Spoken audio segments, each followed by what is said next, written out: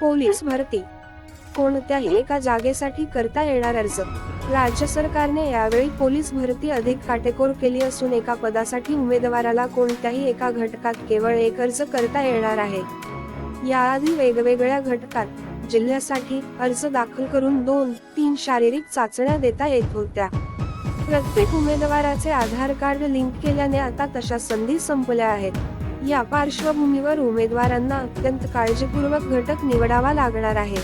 एकूण 17,430 पदासाठीच्या पोलीस भरतीत police constable पदासाठी 26 घटकांत 9595 जागा, राज्य राखीव पोलीस दलातील पदासाठी 19 घटकांमध्ये 4349 जागा, चालक पदासाठी 26 घटकांमध्ये 1686 जागा तर कारागृह पदासाठी 1800 जागा उपलब्ध आहेत.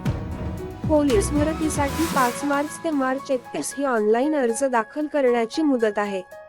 उमेदवारांना पोलीस कॉन्स्टेबल, SRPA, चालक, कारागृह व बँड चालक अशा 5 पदांसाठी पात्र उमेदवार 5 ठिकाणी ऑनलाईन अर्ज करू शकतात.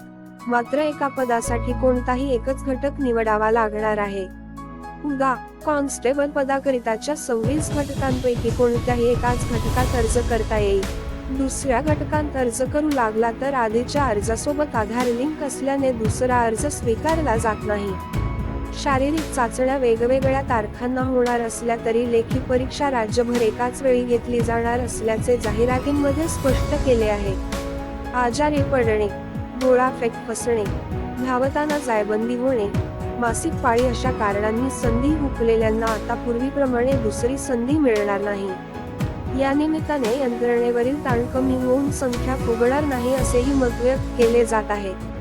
5 पदांपैकी कॉन्स्टेबल, कारागृह या 2 पदांसाठी पात्रता समान असल्याने सरसकट उमेदवारांना अर्ज दाखल करता येणार आहेत. बँड चालकासाठी वादनकलेचे प्रमाणपत्र आणि चालकासाठी वाहन परवाना आवश्यक राहणार आहे. तर SRPF साठी अजूनही केवळ मुलांनाच संधी आहे.